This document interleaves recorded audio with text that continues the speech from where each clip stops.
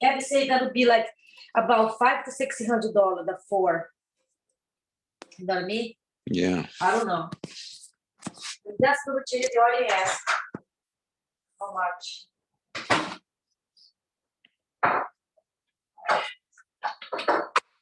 That's it. And I have to do it today. Because yes, you have a 3-day show, you have to change the oil. How you feel, Kobabi? Kobabi, how you feel? All right, I guess. When I come back, you want to take your meds now? I took them already. No, you want me to do the things for you now or later? What things? The lemon. Oh, You want it now? I don't care. Do it later. I do it after you finish. I just gonna drink my coffee and leave. Kobabi.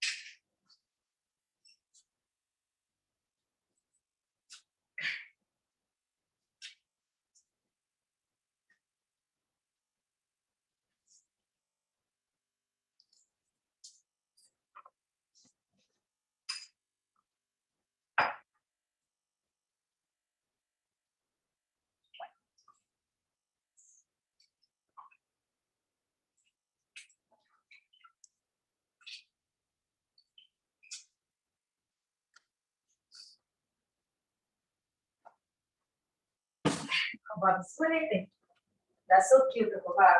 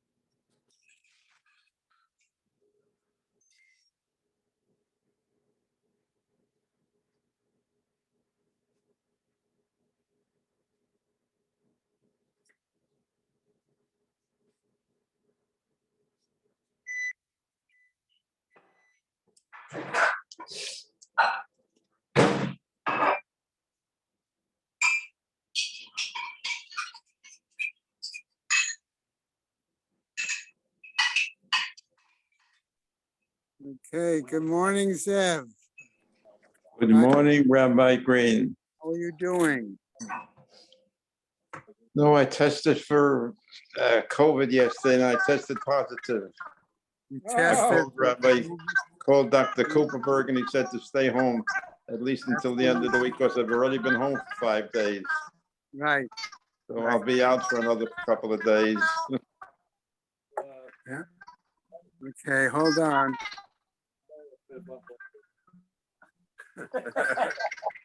Okay, Zev, we're finished now. Michael, good morning. What the baby's all set? You okay?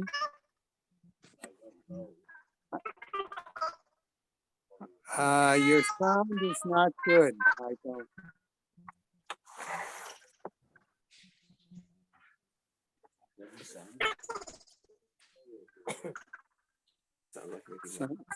Sounds like a bunch of students.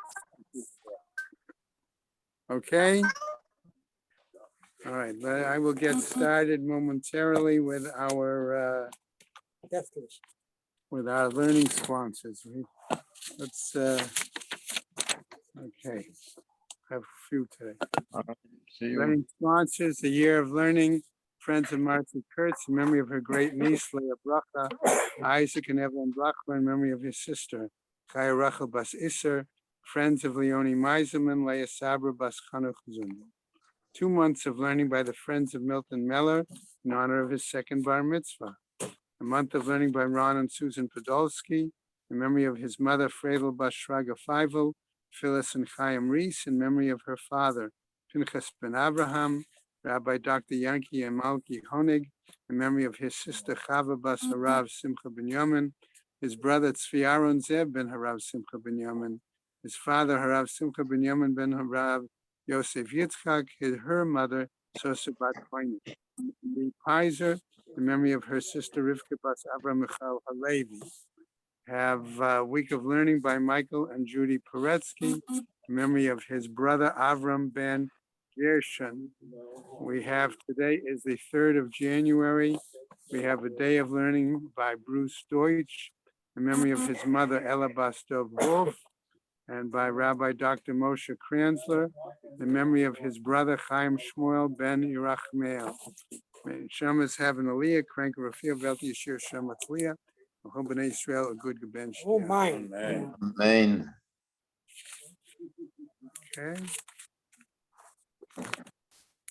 Okay, gentlemen, I'm going to make a quick reminder. Besides the fact that today is Asara B'Tevet, and I'll be doing the Mishnah Yomi before the first minyan. What's significant is that 3 weeks from tomorrow, okay, 3 weeks from tomorrow, we'll be starting the new Masechet. It will be Nazir, okay? And so if you don't have a copy, okay, already, and you need to order it through Art Scroll or whatever, get your orders in, okay? If you decide to become a Nazir, I'll take you one. Okay. All right, just a reminder, which means that our Siyum committee or subcommittee, okay, that's you and Mel. That dispossessed. What? Okay. You're more than welcome to. I didn't realize you were part of that. I always did it with Mel. Oh, okay, then. Now you And I dispossess. resign. You can't take. Oh, you were, oh, no, I'm sorry. You and Mel are the subcommittee for the CM. He's the subcommittee for the breakfast. That's What breakfast? Oh. cool. All right. Anyway, we're gonna do it at the Chinese restaurant. Okay, check with them, time and all the You do details. it there all the time. Well, depends. Not a room there. Okay, on the Tuesday, the 24th, that would be 4 weeks from today then, right? You put it in No, the- I'm sorry, one, 21 two, days. three. 3 weeks from today, 3 weeks from today. Okay, We will ask, we will talk to him. Talk We've to done it there before. We've done it there for years. okay.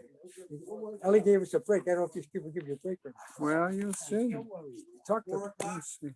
No, we don't know yet. We have to talk. Don't know yet.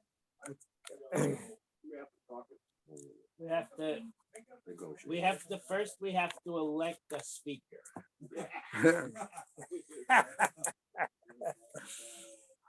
I nominate. And then he can speak to the Chinese restaurant. In Chinese. Yahoo. Depends if they speak Mandarin. Oh, that's all. We are on Ayin Amud Aleph. Today. Okay. The Gemara finished up. Mi Amrina B'Kamanda Amarla Mofarlichi Machar. Odilma Ha Lo Amarla. With the question being, what about if it was not an explicit revocation? What's the status of the statement? Okay, because remember the Torah said bo bayom, that it had to be done that day. Okay, so if he made it only an implied revocation, is that's going to be sufficient or not? Okay, so that's where we left off yesterday. And today's first part of the Gemara is lovely. Okay, top of Ayin Amud Aleph, right? Im tirtzelomar ha lo amarla. If you want to say that it was not a situation where there was an explicitly revoked statement, translating that, amarla, in other words, where he said mofer lichi lemachar, okay, and that's all he said was it will be revoked for you tomorrow. You know, if you're gonna say that implied revocation tomorrow Is is not valid. valid. What if he Well, but in other words, he expresses didn't it express it. openly? He didn't express it explicitly, but if he said by saying it tomorrow, is that implied good enough? That's what the part of the question is. Mi amrina lemachar lo matze mefer the hakaime lenadre hayom. Do we therefore find and say that the revocation then, okay, is such that the vow is maintained today, but it would be therefore implying that it will be revoked the next day? O Dilma, or perhaps, Kevan de lo amarla kiyem lichi hayom, or perhaps we're going to say that because he did not explicitly say to her that the vow is maintained today, ki ka'amarla mofer lichi lemachar, for then when he says that it is revoked for you tomorrow, mehayom ka'amar, is his implication that therefore it's only applicable It's revoked also. that day today, and that's what he was saying. I don't know if it's not revocable today too. Okay, that it's still only applicable, that it applies from this time of the day, from today, then furthermore. Okay, ve'im timtzelomar, and if you want to say, afilu hachi, even in that case, kevan dekaimu hayom, that you're going to say that the vow is still in existence and operative today, lemachar keman de'ite dame, okay, for the next day, can we say that it's like what it was compared to, It's that still in effect. that it's going to continue? In other words, it'll still be in active, the vow, Even though he may okay, have said right? Right? The dami, is that what are we comparing it to? That still exists, so to speak? Amarla, he says, kiyem lichi sha'ah mahu. What about the fact that he might have said to her, okay, that the vow is still in existence? In other words, it's still in force for an hour. What's the situation then? Mi amrinan keman da amarla mofer lichi lachar sha'adami. Do we say that this is similar to a situation when one says, the vow will be revoked after an hour? Is that what it's compared to? O Dilmer, or perhaps ha lo amarla. Okay, perhaps here he didn't say, therefore, and the vow is not revoked. Im timtzelomar, and if you want to say, ha lo amarla, okay, that he did not say it to her, mihu, nevertheless, amarla, he said to her something, okay, what was it? What's the status? he said both. Okay. It's good for an hour. If and it's then good for an canceled. hour, what does that mean? Well, in other words, what did he really Does it say? mean, Once it's good for an Once hour? he is said it good- something, what did he really say? Is it only good for an hour? Or is it Or has he said, It's good or for is the an hour implication, it's and then after the hour, So- it is revoked? That's the question. What is it? Iamrinan kivan de kaimu kaimu. Do we say then, since once his statement seemed to imply the confirmation of the vow, that it continues to be confirmed? O Dilma, or perhaps kevan de kule yoma bar hakama ubar hafarahu, or perhaps we might say that since the entire day is eligible or available either for confirmation or for revocation, ki amar mofer lichi la'achar sha'ah, okay, when he says that it is revoked for you after an hour, mahani, it's an effective revocation. Let's go on. Perhaps now the following Breita will give us an answer. Tashma, listen to the Breita.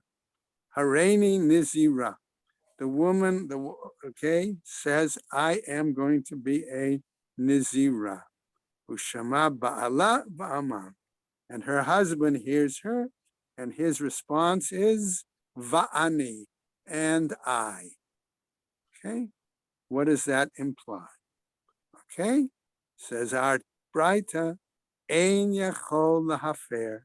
He is not able to revoke her vow. Okay. Va'amai, and why is that the case?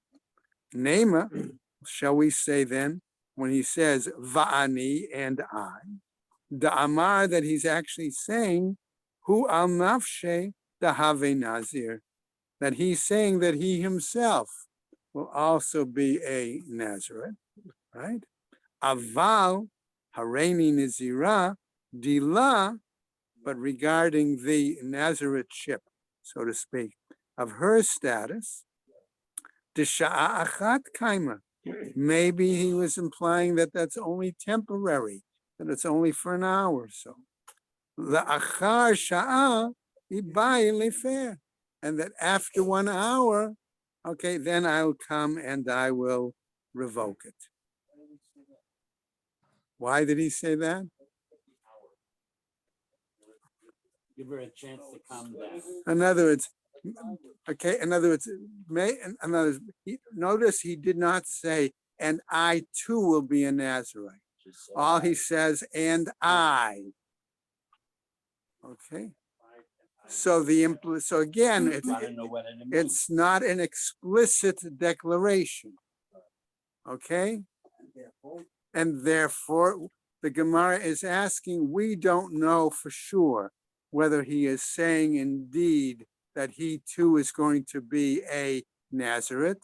And therefore, by saying so, it is an explicit confirmation. Thank you, Ruben. Explicit confirmation of her status, of her now. No, for him too. Why? And I. And I, ... So you fill it in. It could be, and I also will be enough. Okay. We don't know. That's That's what the Gemara is discussing. Sid. That's Sid. That's why the Gemara is questioning. Sid. That's why the Gemara is questioning it. When he simply says "and I," it's not an explicit indication that he's going to become a Nazir. But were that to be his intent, okay, in saying "and I," then it's clear that if that's his intent when he says "and I," that he can know that he is explicitly confirming her status, right? And therefore he cannot revoke her vow. Okay. Okay. So now what happens? So that's why the Gemara goes further and asks the question, maybe when he said "and I," he wasn't explicitly declaring himself to be a Nazareth, and maybe he was simply saying, "and I'm going to think about what I'm going to do, whether I'm going to revoke it or not." He leaves an hour to go because it could still then be Bo Bayom on that day, and then he could still come and revoke her vow. Before the nightfall, he can revoke it. Yeah. Because it's got to be on that Except day. that the Gemara said that when he says "and I," that's the end of that. He can no longer revoke. Right. Now we're wondering why. Okay, so what happens? Well, Aval Hareini is Nizra, but regarding her Nizri status, the Sha'a Achat Kaima, or we're going to say that since he allowed it to continue for a while, let's put it that way, okay? And therefore, since that was La'achar Sha'a Ibaya Lefar, or might I say that after that time, okay, he would be able to revoke it. Amai ein yachol lahafer. So the Gemara goes on and asks, why did we say earlier, if he said "and I," might we think that therefore that's a implicit confirmation of her status as a Nazareth? Lav mishum de kevan de kaimu. Is it not because once it has been somewhat confirmed, even that short period of time, it's considered confirmation and done? Lo, No, says the Gemara. Yes, Bob. It would seem to me that instead of saying "and I" would mean that he's gonna do it, that it mean, and I will revoke your neder. That would seem the But most it could be, and I am okay with that. All he said was, and I. We don't know. So the three possibilities are, I might also be a Nazir, and I will revoke, or and I will allow it to stand. Those are the three possibilities that we're status grappling with. would have no bearing on his ability to revoke. No, if he meant, Does. It does. and it's okay with me, then he can no longer revoke. He has to explicitly revoke Right. or clearly indicate he's thinking about it by saying But nothing. his own status. No, his status is one of the three possibilities. Okay. Because he said "and I," but if you get his mouth shut. Then he could either revoke or confirm Exactly, with any exactly. rest of the Again, remember, we're coming back to this whole underlying motif throughout the Masechet, is that we base it on the common language of people and what their intent is. And when it's not a very clear statement, that's when there's the problem. Okay? So I was saying the "and I" is the most likely is that it means. What happens if Bob gets up and Bob announces, I'm going to donate $1,000 to the show? Okay? Wait a minute. And somebody else says all of a sudden, and I. Do we know what they meant? Does that mean, yes, they too are going to donate the money? Okay? Or does that say, yes, I'm going to make a donation, but it doesn't mean I'm going to donate that amount? You see? So in other words, the language, exactly. Exactly. Okay? So that's the parallel. Okay? I'd give you. Rabbi Green, Rabbi Green, can he say, can he make a vow? Can he say that he's and I? Can he say explicitly and he confirms his wife, and then his no, I'm sorry, he wants to be in the he confirms that he's going to be in Nazir. But we And don't then- know that for sure, Zev. We He don't says know for for sure. sure. He says for sure that he wants to be a Nazir, We don't like know. his wife. We don't know that because all he said is am and I. Okay, we don't know what else he was saying. So that's the problem. So the Gemara now is coming back to say, since it's possible that he allowed it to be continue, That's the end. Of okay, that's the part of the issue. But now it's going to argue and say the following. No, that's not the case. Kasavar kol va'ani. Why? Because we're of the view. In other words, what's the common accepted explanation? We said we go by what people commonly say and do in their locale, right? Va'ani keman da'amar kayem lichi le'olam dami. Because what we do, I accept it. because the implication is, and I seems to say the general acceptance is that people are of the view that he confirms it for you ongoing. That's what it's going to case. Okay? Now, ongoing here generally means, as Michael points out, reminds us that the minimum period for Nazirus is 30 days. Okay? All right. What does it mean? Only 30 days? Right. Stama Naziris is 30 days. Right. You could say for longer. Right. But that's the case. Okay, we come back now to our new Mishnah. And our new Mishnah is going to again come back to something that we looked at earlier.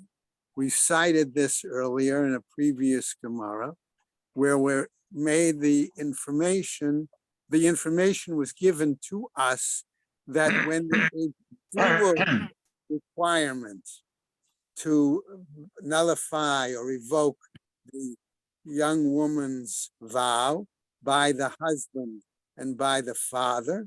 Okay, if the husband is no longer present, okay, the entire responsibility rests on the father. Well, we start with the dead dad. Okay, we're going to get them, right? Daddy, So that was the point.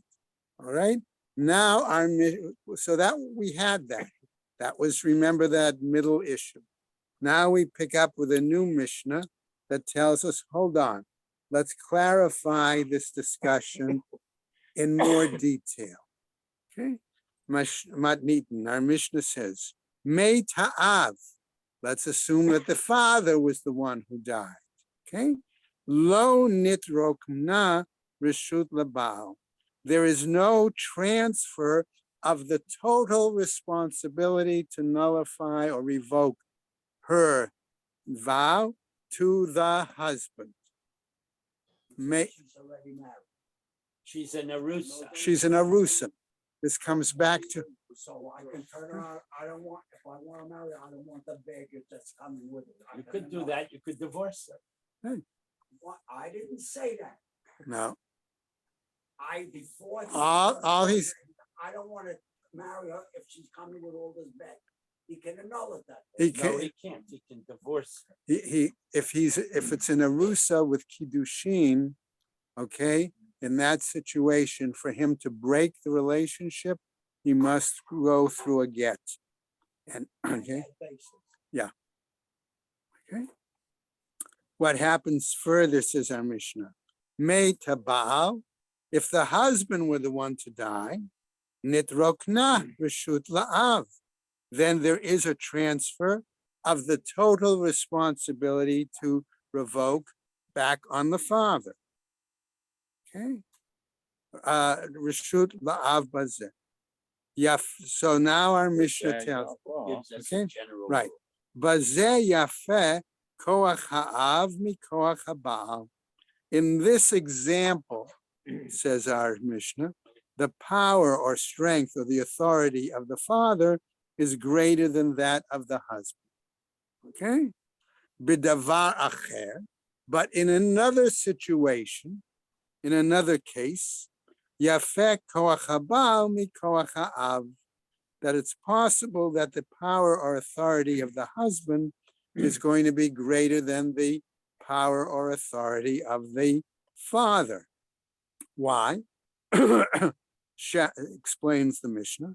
Shehaba'al mefer babeger, okay, that the husband is able to revoke her vows when she is in the status of bagrus, when she's more than 12 and a half years old, okay? Veha'av eino mefer babager, but the father is no longer able to revoke any of her vows once she reaches the age of bagrus, once she's 12 and a half, okay? All right, Gemara wants to pick up on And this. Hasima. Okay, well, I'm assuming that the Gemara makes a general assumption that once she's that age, she usually does. Okay, but the focus is by the age as opposed to the physical situation, right? So the Gemara asks, "My Tama, okay, what's the reasoning? The Amar Kra. Why? Because we have a pasuk. Remember, we looked at the psukim the other day. And I remind you that Art Scroll, as well as Koran, has the entire section of chapter 30 of Bamidbar printed in it. Okay? The Amar Kra, why? Because the pasuk says, "Benu'ureha beit aviha." Okay, in her na'arut, in other words, which we said was between 12 and 12 and a half, or it could be even younger than 12. Okay. Okay, in the house of her father. Meit habal, the husband dies, nitrokna reshut la'av. Then we transfer all of the authority and responsibility to the father. Minalan, and what's the basis for this? Amar Rava, says Rava, the Amar Kra, says Rava, basis pasuk on the following, Vim hayo tihiyeh leish unidareha aleha. Okay, Notice the double use of the language of the verb ha-veh. Okay, and we've already had an example where the Gemara has told us when we use this verb, it means marriage, kiddushin. Okay, and so therefore, vehem hayo tihiyeh implies the double usage of the verb. We're talking about two kiddushin. In other words, the first husband died, and now she's betrothed, married, kiddushed, misun, whatever. No, arus, a second time. The same day she made the vow, he died and she got engaged. Oh boy, All the same day. what a busy girl. Leish unidara. Okay. Sure, why not? Why not? She's only an Erusa. She's Right. not an Esau. Right. We don't have to question whether she could be pregnant because she wasn't living with her husband as an Arusa. Remember, she's still living usually in the father's household. Okay. Oh, nidareha aleh. Okay. Let's go on now. Next Amud. Makish kudme havaya shniya. Okay, what we're doing is we're making the association and comparing the status of the first Havaya, the first Kiddushin, okay, to the second, the Kodme Havaya Rishona. We're comparing this, actually the Gemara is saying, we're comparing the second situation of Kiddushin to the first situation of the Kiddushin, right?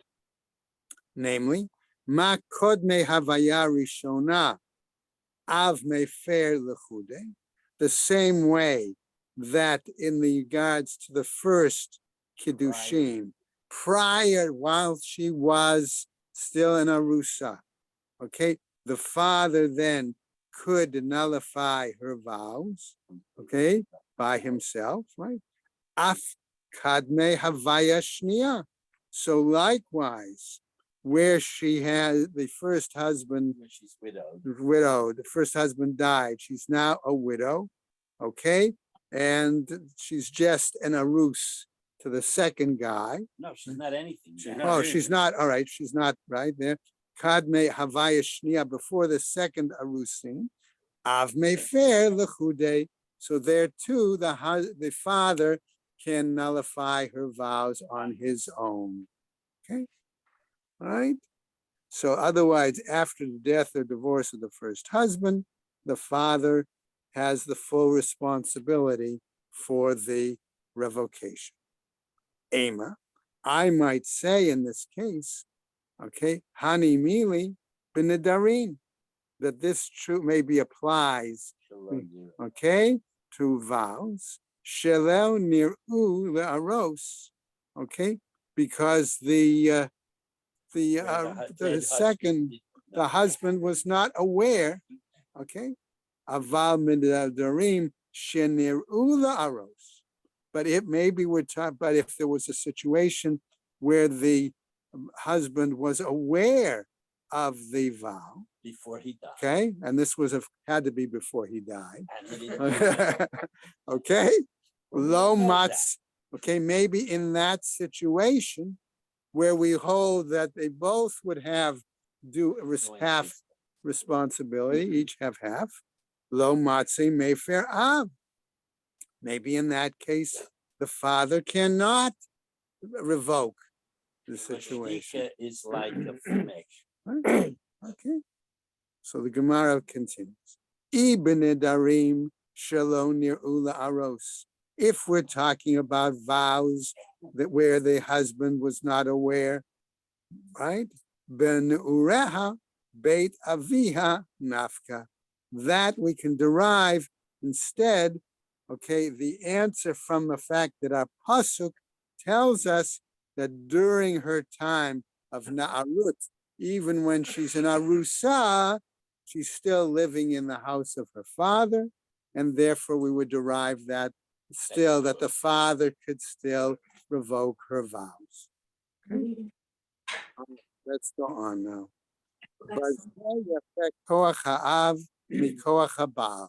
we said that in this particular case, the power of the father, okay, is greater than the power or authority of the husband. Okay, so we ask the question, Hechidami, how is that possible? Ilema shakitshak shehi ara ubagra. Perhaps we're discussing a situation where the potential husband betrothed her while she was still a na'ara, and then during the time she matured, right? Michdi, if that's being, since that's the case, mita motziah ubogrut motziah mirishut ha'al.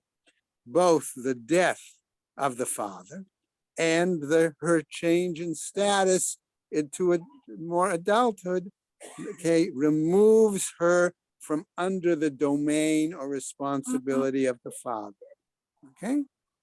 Ma'amita lo nitrakna reshut labal. The same way then the death doesn't transfer the authority to the husband. Af bogrut lo nitrakna reshut labal. Maybe we're going to say there that in that situation, if we're going to have this parallel, that death and bagrut can end the father's authority, maybe we should argue likewise that there's no transfer as well with bagrut to the husband as well. Ella, rather, what happens? Shekitsha kashehi bogeret. We must therefore assume that he betrothed, did Arus Kiddushin with her while she was already in the status of Bogrut, of 12 and a half plus. Hatnina Chada Zimna, right? But haven't we already learned this one time? Because we learned elsewhere in a different. Actually, it's later. It's okay, right? Habogeret Shahata Yud Bet Kodesh, that if a woman or more than a young girl, woman 12 and a half plus, okay, has waited 12 months, and the 12-month period ideally would be to get her trousseau together, okay, things like that, then she can demand that the date for the wedding be set, okay? Ha gufa kasha. But here, even in this case, this text itself is problematic, right? Because on the one hand, we have the repetition of the view of Rabbi Eliezer there in that case, okay? So why do we have to repeat Rabbi Eliezer's statement twice? And here also, the very fact of the Kiddushin is a problem, okay? Because the Mishnah itself is problematic. So what do we do? Amarta, you've said the following: Habogeret sheshahata shnei masar chodesh. In other words, our source later there tells us that the woman, girl, 12 and a half plus, who wants the year to get her trousseau together. But bogeret, when we say that's with a bogeret, lama li shnei masar chodesh. If she's that age, why do we say that she needs the 12 months? Bogeret b'shloshim yom sagila. Normally we say that with a bogeret, okay, if she's that age, she's already started before then to get her, well, hope chest, trousseau, whatever, already started preparing. So in that case, we say that just like an almana, she only needs 1 month to get her act together, so to speak, and then can demand the wedding date. All right? Tani, why? Because we teach, right? Then we have to change the Mishnah. So therefore, we have to amend the language of the Mishnah and teach it as follows. Bogeret, a girl that's 12 and a half plus. Vishahata shnei masar chodesh, and one who has waited already the 12-month period to get her trousseau together. Not this, two separate women, right? Mikom makom, nevertheless, okay, what happens? Kasha it's still Still- problematic because we still have to deal with why did we repeat Rabbi Eliezer's view, okay, against the rabbis here, as well as saying it there. Right. Okay, so ibayat ema. If you want, I would say as follows: Hacha davka. Here, it's very explicit that it's telling us, okay, regarding the situation of the Bogeret. Ubogeret katani, and it's telling us explicitly the status of a girl who is 12 and a half plus. That's what we're teaching. Hatam, in the other place where there's the example of the machloket between Rabbi Eliezer and the Chachamim, Mishum Dabai Ifluge Rabbi Eliezer v'Rabbanan. It comes to tell us all about the argument between Rabbi Eliezer and the sages. And it has to repeat the case of the Bulgarians, so you know what they're fighting about. Ibayat Ema, or if you want, I might explain it this way. Bogeret Davka, again, with regards to the Bogeret 12 and a half plus, it explicitly tells us this. Va'ide dinasiv reisha bazeh, and we're going to give an example of a literary style. And since we taught about marrying at the beginning, in that case, nasiv seifa nami bazeh. We'll talk about marrying at the end, also in that situation there. And that's where we'll stop. And we'll pick up the new Mishnah tomorrow. Okay, further.